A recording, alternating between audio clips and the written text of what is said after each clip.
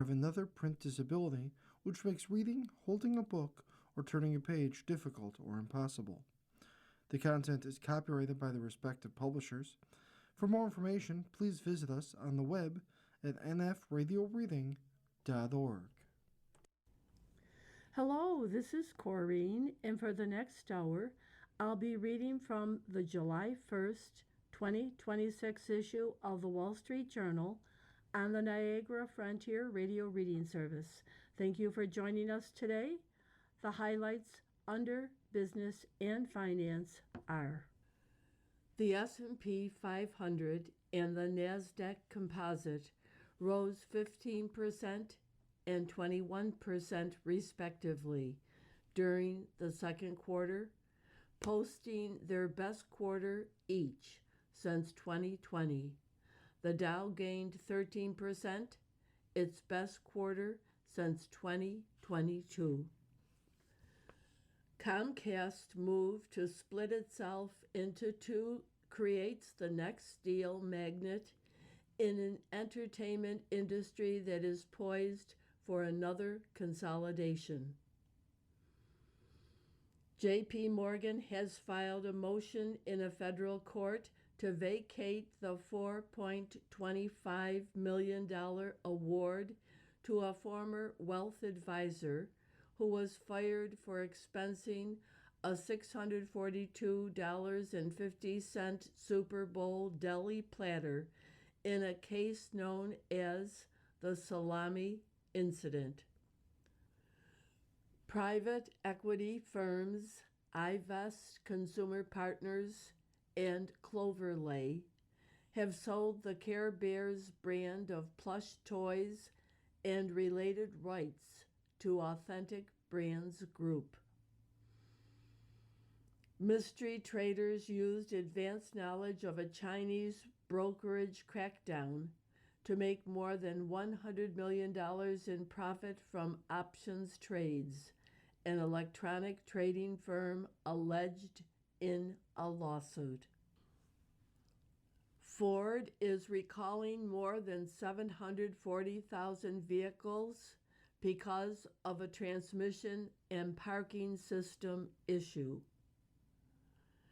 J. Sainsbury backed its full-year guidance, but warned the impact of the Middle East conflict is uncertain. Nike recorded another sales decline in the latest quarter as it continued to hit hurdles with weakness in China.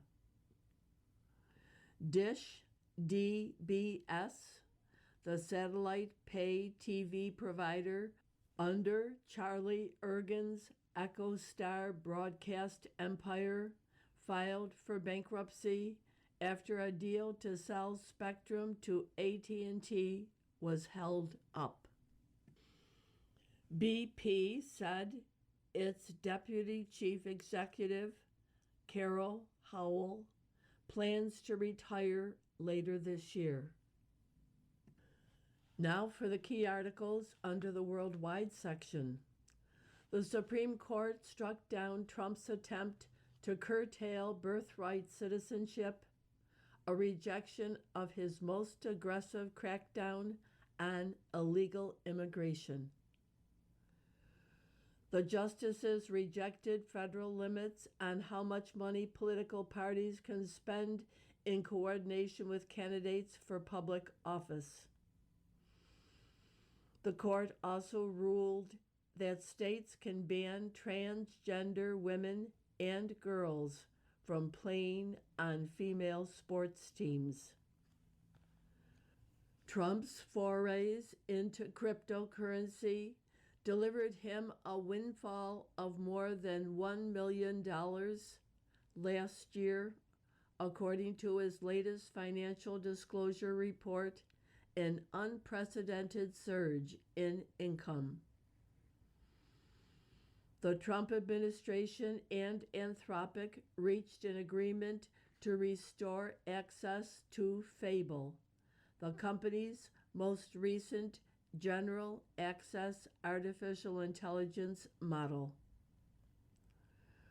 Warren Buffett is skipping his usual mid-year donation to the Gates Foundation until seeing findings of a review into the foundation's ties to Jeffrey Epstein.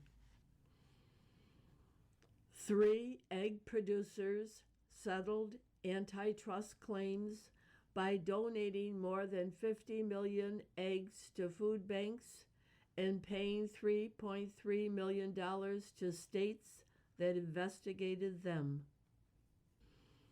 The FAA is preparing to mandate the use of technology that would help pilots see nearby aircraft, a fix that safety advocates have sought since a deadly mid-air collision last year. GOP Representative Tom Keene Jr., who was absent from the Capitol for nearly 4 months, disclosed that he had been diagnosed with depression. A power struggle between civilian leaders and hardline military officials inside Tehran is threatening U.S.-Iran peace talks, officials familiar with the negotiations say. Trump has weighed a return to all-out war with Iran, but decided to stick with diplomatic talks, according to senior U.S. officials familiar with the discussions. Saudi pushback forced the U.S. to abort Project Freedom in May. According to U.S. officials familiar with the matter, ending the military operation to guarantee safe passage for ships launched hours earlier. The picture on today's front page shows quite a crowded lineup of cars trying to enter a gas station. And that caption reads, "Long wait." Motorists line up Tuesday at a gasoline station in Moscow. A relentless Ukrainian drone campaign targeting oil refineries has brought the war home for ordinary Russians, posing a new political challenge for President Vladimir Putin. And the headline, Russia's fuel shortages pressure Putin. Russia plans gas imports, ban on diesel exports as lines at pumps grow. By Yaroslav Trofimov. Fuel shortages across Russia have triggered a new political challenge for President Vladimir Putin as a relentless Ukrainian drone campaign aimed at the country's oil refineries has brought the war home for most ordinary Russians.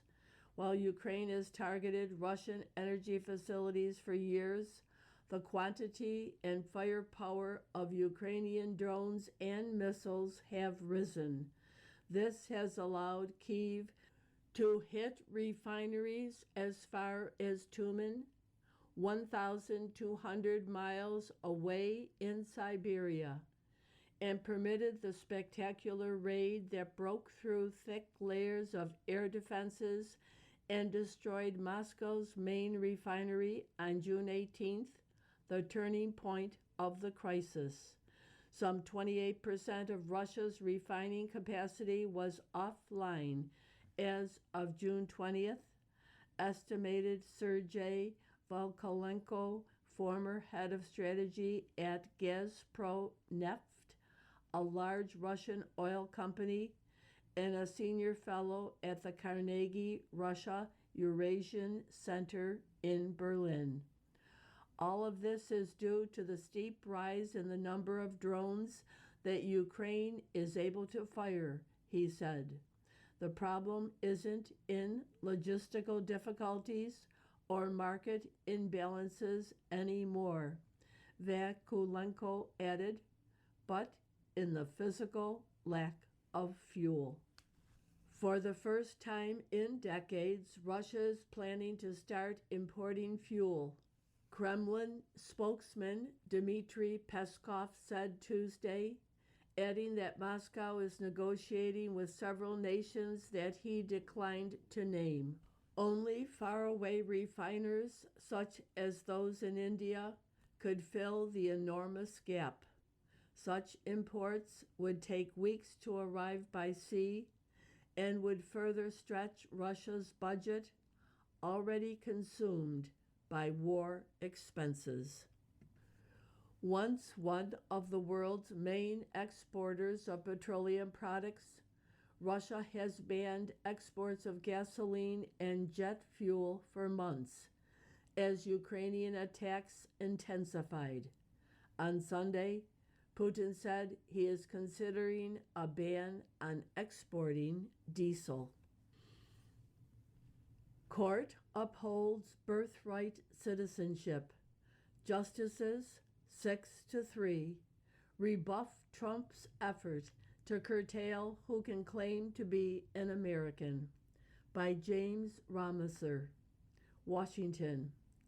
The Supreme Court on Tuesday struck down President Trump's attempt to curtail birthright citizenship, rejecting an audacious anti-immigration initiative to reinterpret the constitutional principle that almost everyone born on U.S. soil is a citizen.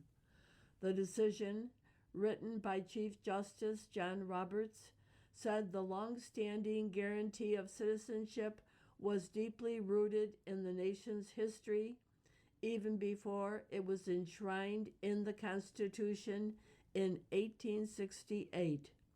Citizenship, then and now, was the right to have rights, to freely participate in our political community, Roberts wrote. The framers of the 14th Amendment extended that promise to every free-born person in this land. We keep that promise today. 6 justices, Roberts and 2 other conservatives, and 3 liberals ruled against the Republican president, though only 5 did so on constitutional grounds. The court's 3 most conservative justices dissented. The case challenged an executive order that Trump issued on the first day of his second term. It posited that future children born in the U.S. wouldn't be considered citizens if their parents were living in the country illegally or were visiting the country on temporary visas. The executive order never took effect.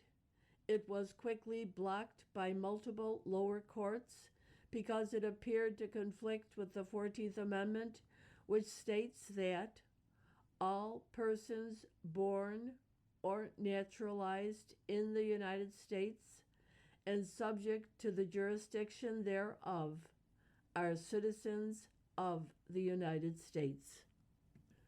The order also seemed to contravene an 1898 Supreme Court decision that confirmed that U.S.-born children of immigrant parents are entitled to U.S. citizenship. The Trump administration appealed the lower court rulings, contending that the 14th Amendment citizenship provision had been misunderstood for more than a century. The administration argued that the drafters of the amendment, which was ratified in 1868, were focused on guaranteeing citizenship for the children of former slaves, and that the amendment was never intended to extend citizenship to children of people who were in the country without authorization. The president also said that narrowing birthright citizenship was necessary to prevent birth tourism, the practice of immigrants coming to the U.S. to give birth here and obtain citizenship for their child. The trouble is that there is scant evidence for this dramatically revisionist view, the Chief Justice wrote in a 26-page opinion. You are listening to a reading of articles and features from the Wall Street Journal on the Niagara Frontier Radio Reading Service. S&P NASDAQ Post Best Quarter Since 2020 by Crystal Herr. The S&P 500 and NASDAQ Composite powered through a turbulent few months to log their best quarter since 2020. The largest oil shock in history, worries about the longevity of the artificial intelligence boom, and the prospect of higher interest rates haven't derailed the records. The market overcame those headwinds, fueled by high-flying chip stocks that are the biggest AI winners of the moment, as well as confidence that U.S. companies will continue to churn out higher profits. Many think those same forces could lift the major indexes for the rest of the year. Thomas Carroll, equity strategist at Stifel, recently raised his price target for the S&P 500 to 7,800, up around 4% from Tuesday's closing level. But Carroll still expects more of the same volatility that has interrupted the market's overall climb. The S&P 500 has advanced or declined at least 1% during more than 1/4 of this year's trading sessions. According to Dow Jones market data, it's going to be incredibly volatile, which makes our jobs more fun, he said. The S&P 500 and NASDAQ Composite rose 15% and 21%, respectively, during the second quarter. It was the best quarter for both since 2020. The Dow Jones Industrial Average had its best quarter since 2022, rising 13%. J.P. Morgan stokes defense industry. Diamond puts banks' own funds into national security sector, pledges broad expansion. By Alexander Saidi. On a tour of a Huntsville, Alabama missile factory last fall, J.P. Morgan Chase Chief Executive Jamie Dimon nodded along as L3 Harris executives explained why they need help building more of the expensive rocket motors for badly needed Tomahawk and Terminal High Altitude Area Defense, or THAAD, missiles.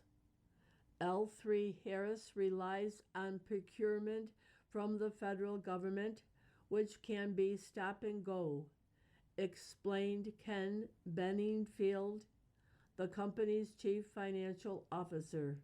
Without enough capital, L3 Harris can't just build the motors at scale and have them on hand to sell later. The frustration comes as the U.S. faces a shortfall in weapon stocks, made even more dire since the war with Iran. The discussion helped crystallize a broader idea Dimon had been pondering about J.P. Morgan's role in national defense and about his own legacy. People familiar with the matter said, J.P. Morgan, the biggest bank in America, has long lent money to and advised the defense industry. Now Dimon would start investing the bank's own money, usually used for commercial and consumer lending or invested in treasury bonds, into buying stock in the firms. It's an inherently riskier strategy, but also potentially more profitable. Soon after the factory visit, Diamond said the bank would use $10 billion of its capital to invest directly into companies the bank has defined as critical to national security and economic self-sufficiency.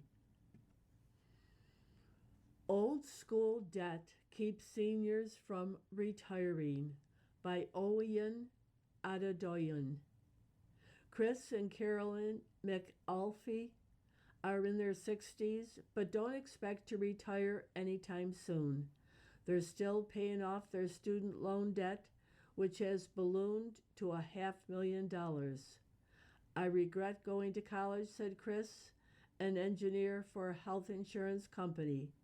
When they earned their graduate degrees decades ago, the couple owed a combined $114,000 in student loans.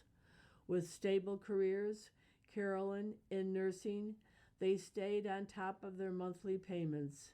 Then they bought a house and had 2 children, and money got tight. So they consolidated their loans and opted for a payment plan that lowered their monthly bill. That extended the life of their loan, and compounding interest charges kept pushing up their balance. Student loans are increasingly following Americans into their 60s and rewriting what they believed would be their retirement years. More than 3 million people 62 and older owe federal student loans, up from 1.8 million in 2018, according to Education Department data. Delinquency rates among older borrowers have skyrocketed too, in some cases because they are on fixed incomes or have medical expenses. Baby boomers with federal student loans owe an average of about $45,000, more than 3 times that of borrowers 24 years old and younger, who owe about $13,800 on average. Now leaving the front page for other articles within the paper. The coach who has U.S. soccer believing, why not us right now? Mauricio Pochettino aims to lead the U.S. to its first knockout round win since 2002 World Cup, by Joshua Robinson and Andrew Beaton. Shortly after Mauricio Pochettino became head coach of the U.S. men's national team, he took a long look at the pool of players he would be charged with leading into the World Cup. He wondered just what he had gotten himself into. A former defender for the Argentine national team who had coached some of the biggest clubs in Europe, Pochettino couldn't help but feel that the culture was a little loose and this group a little soft for the hard-nosed soccer he wanted to play. We were so naive when we signed our contract, he told reporters recently. It was worse than we really believed. But that's precisely why U.S. Soccer was willing to pay millions for Pochettino's services in 2024. If anyone could whip the Americans into shape in under 2 years and stave off potential embarrassment on home soil, it was him. Everywhere he'd worked, Pochettino had built a reputation for grueling training sessions and settling for nothing less than maximum intensity from his players, even if it drove them absolutely crazy. And as the U.S. prepares for a bruising test against Bosnia and Herzegovina for a place in the round of 16, it took a fiery Argentine to remind the Americans how to represent their country. Even though he's Argentinian, he has that mindset. Midfielder Sebastian Bernhalter said, "This is what we do, this is who we are, and this is what America is about." After the U.S. notched 2 victories in the group stage for the first time since 1930, Pochettino already has fans dreaming of a deep run. And in his eyes, success would be nothing less than hoisting the trophy on July 19th in New Jersey. It might be unlikely. The U.S. hasn't won a knockout round game in 24 years and has a potential path that runs through Spain and France. But Pochettino, 54, has spent months drilling a 3-word phrase into his players: why not us? Ford recalls more than 740,000 vehicles by Joseph D. Avila. Ford Motor is recalling more than 740,000 vehicles because of a transmission and parking system issue, according to federal regulators. Some of the company's vehicles have transmission defects that could cause them to engage the park function while in motion, potentially damaging the vehicle's parking system. The U.S. National Highway Traffic Safety Administration said in a recall notice that could lead to the vehicle rolling away while it's in park. The recall covers certain Expedition, Navigator, Explorer, Aviator, F-150 models from the years 2018 to 2021. The recall covers 741,195 vehicles, the National Highway Traffic Safety Administration said. Dealers will update vehicle software and inspect and replace any damaged transmission components free of charge, the federal regulator said. FAA weighs sweeping aircraft technology ruling by Andrew Tangell. Federal aviation regulators are preparing to mandate the use of technology that would help pilots see nearby aircraft, a fix that safety advocates have sought since a deadly mid-air collision in Washington, D.C. last year. The Federal Aviation Administration mandate would require nearly all aircraft in civilian airspace to broadcast information such as their location, direction, and call sign through the automatic dependent surveillance broadcast systems, people familiar with the matter said. The aircraft tracking technology has 2 components, ABS-B in and ABS-B out. Many aircraft, such as those operated by commercial carriers, are already required to broadcast their location information via ADS-B out.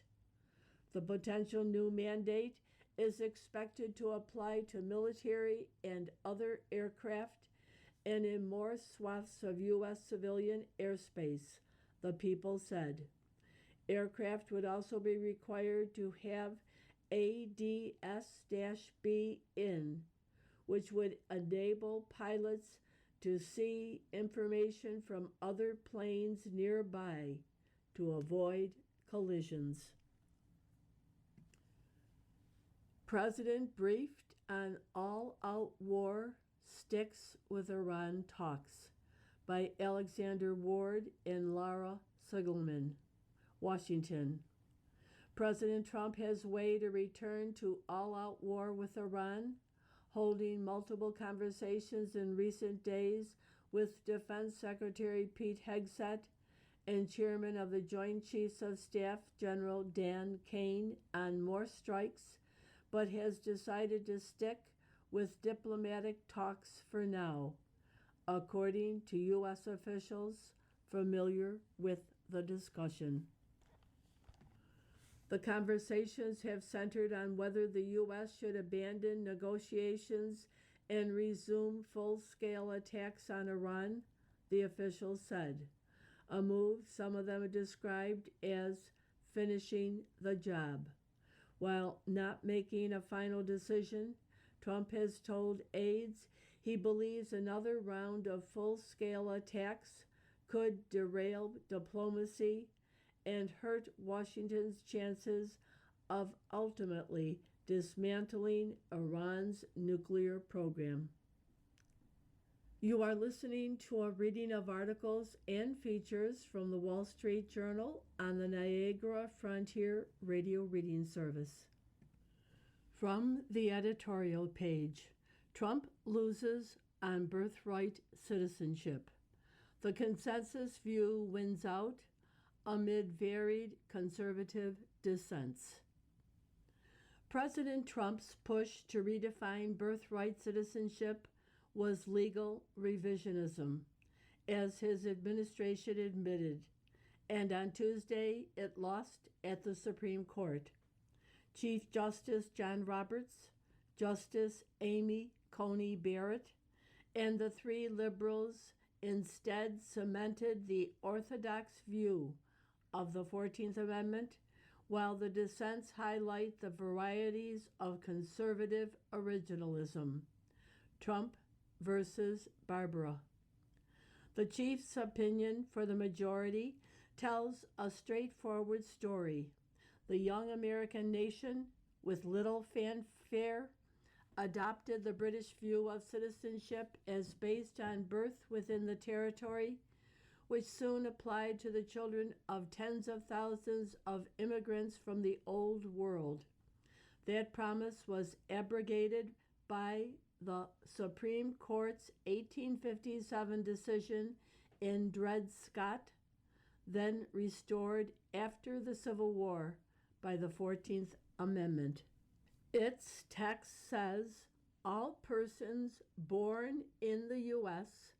and subject to the jurisdiction thereof are citizens. In an 1898 case, the justices recognized citizenship for a man born to Chinese parents in San Francisco.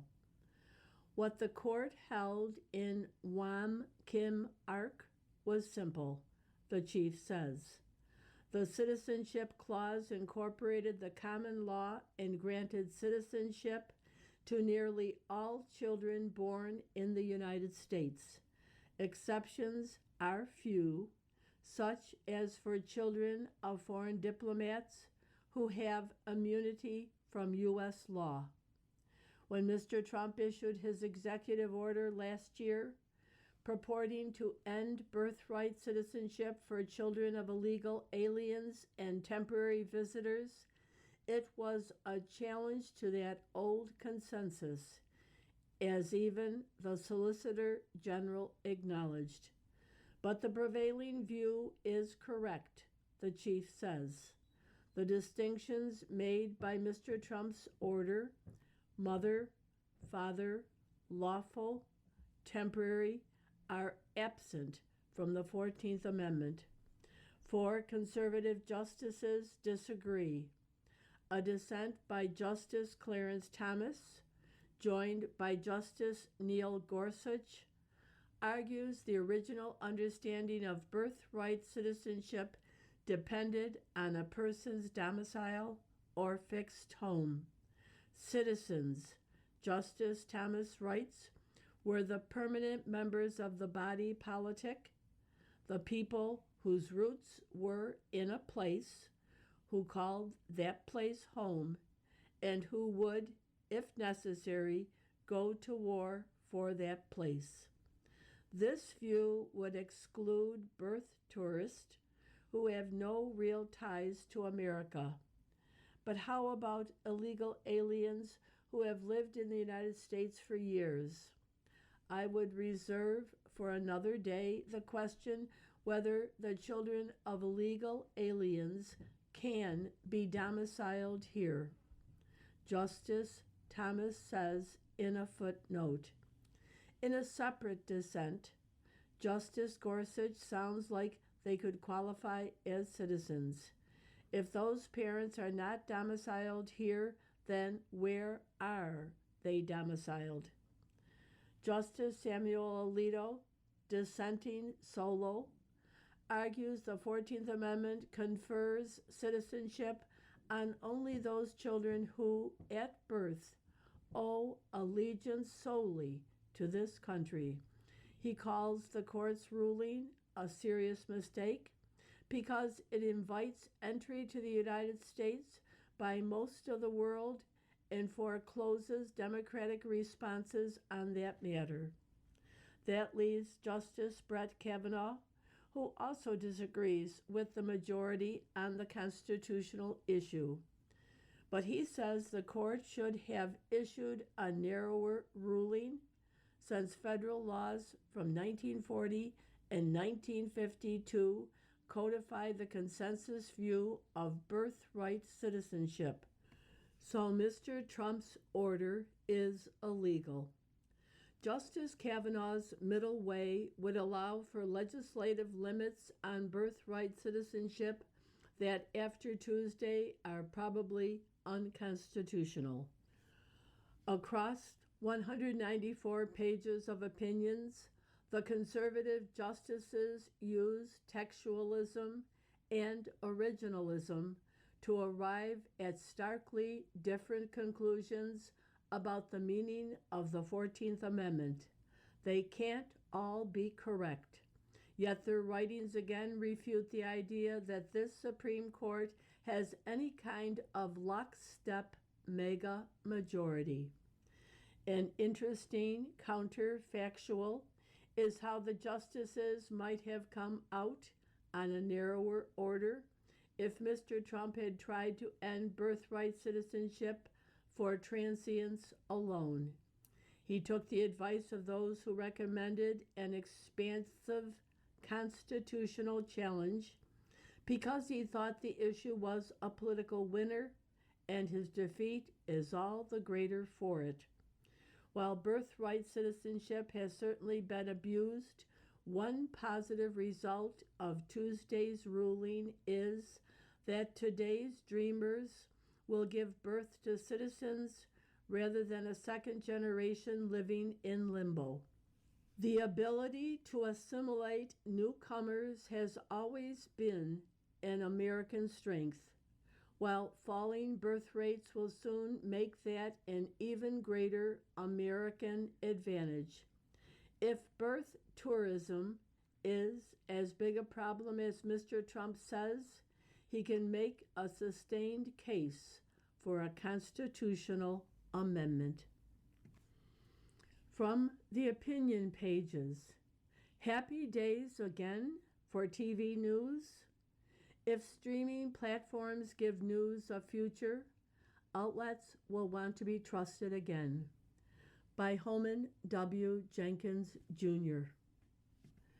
We live in a time of rapid technological and social change, has said everybody since the Industrial Revolution 3 centuries ago. Perspective tends especially to fail when the industry charged with producing hysteria about change undergoes change itself. Here's some perspective. CNN and CBS News, soon to be joined under a common parent company, have a combined nightly audience of 5 million, half a Joe Rogan podcast audience. When Walter Cronkite anchored the CBS Evening News, roughly 13% of Americans tuned in nightly. Now, on certain nights, it's less than 1%. Comcast, which previously disposed of MSNBC and CNBC, on Monday announced plans to dispose of NBC Universal including NBC News, which introduced America's first scheduled TV news broadcast in February 1940. This is not about separating what we built together, prevaricated Comcast co-CEO Brian Roberts, explaining a deal that's all about separating what was previously put together. Comcast stock, dead money for years, promptly surged, and it wasn't because shareholders were thrilled about the remaining quasi-monopoly broadband business, which is being eaten alive by wireless competition. Nor did the stock leap because investors were delighted the founding Roberts clan will continue to award itself disproportionate control over both companies. If they want to see the stock pop, remove the voting rights lockup. The spinoff is sad face-saving for a failed content plus distribution strategy, but there's hope for an even greater realism potentially to win out. Netflix or another streaming winner could barge in to buy the choice bits first. These include NBC Universal's theme parks and studios, possibly even the ancient broadcast network thanks to its embedded sports right. Example, NFL. And NBC News, an afterthought, if not a red-headed stepchild. Though expect affronted fellow media outlets to freak out because of what NBC News once was, not what it is.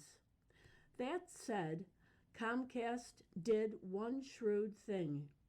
In previously getting rid of CNBC and MSNBC, it wisely stripped the NBC brand from the disreputable liberal propaganda channel, renamed MS Now, while leaving its name on the business channel, whose viewers can be counted on to require continued, intelligent, reliable reporting. Of course, in better days, NBC would never have let its brand be devalued by MSNBC in the first place. Never mind, the renaming signals a belief there may be value in the NBC broadcast news brand yet. Today's news businesses are so devalued economically, it's hard to see how they deserve even the antitrust attention they get. But paranoiacs were particularly misguided to oppose the now approved CNN and CBS News combination.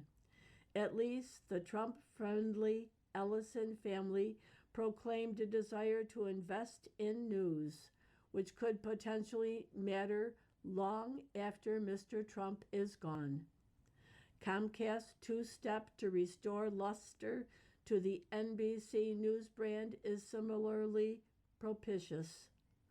Among legacy networks, NBC was already the best match for Netflix, less stuffy than CBS News, less adventurous and jazzy than ABC News, at least by the images the three news divisions cultivated in their heyday.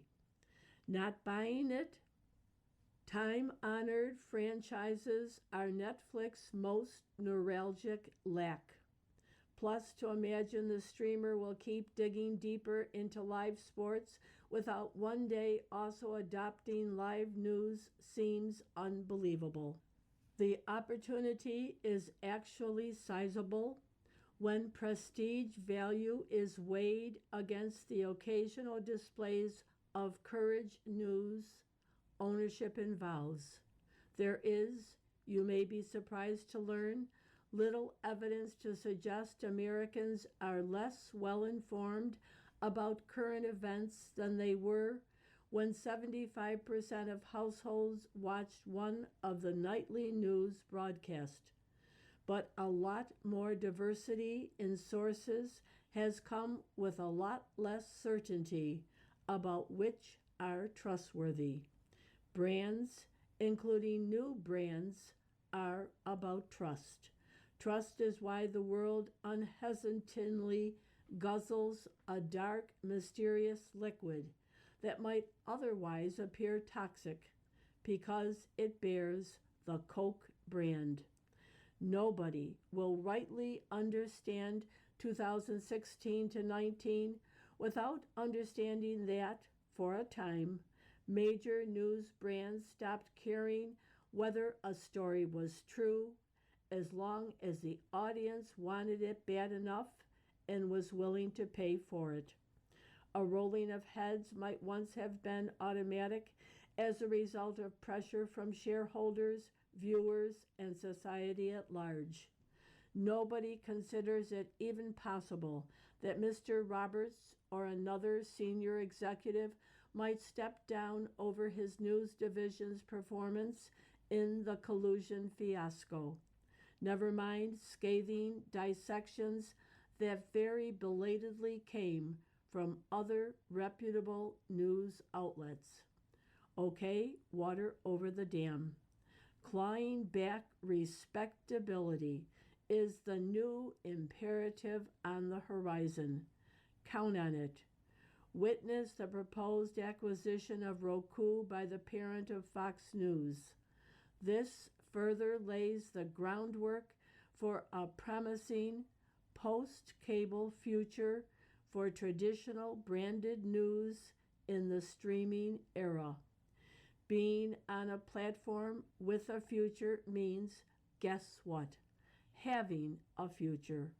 When the news industry senses it has a future again, it will want to be trusted again. You are listening to a reading of articles and features from the Wall Street Journal on the Niagara Frontier Radio Reading Service. A divided country celebrates its anniversary again. America's mood wasn't much happier at the bicentennial or the 1876 centennial, for that matter. By Jason L. Riley. America is celebrating the 250th anniversary of its founding later this week, yet citizens are in a sour mood. Not to worry, we've been here before. More than 57% of adults disapprove of the president's job performance, according to the Real Clear Politics polling average, which is up from 50% a year ago. Congressional job approval sits around 20%, and only 35% of Americans think the country is headed in the right direction. Citing recent survey results, the Associated Press last month reported that only about 1/4 of Americans say the U.S. stands above all other countries in the world, and about 3 in 10 say there are better countries than the U.S., an increase from 19% in an AP-NORC poll conducted in June 2016. Such sentiments are unfortunate, and they are unlikely to improve in the short run. President Trump's indecisiveness in Iran will only make the conflict less popular and more economically destabilizing. The midterm elections in November will feature bitterly contested races in Maine, Michigan, Georgia, Texas, and elsewhere that are sure to draw national attention. At best, July 4th will serve as a much-needed but temporary reprieve from the extreme partisanship and nonstop negativity that have characterized our political debates for more than a decade. It's also an opportunity to reflect on the political circumstances surrounding previous landmark anniversaries of our independence. When America celebrated its bicentennial, President Gerald Ford's approval rating hovered around 45%, according to Gallup, and only 24% of Americans viewed Congress favorably. The Vietnam War and the Watergate scandal were fresh memories.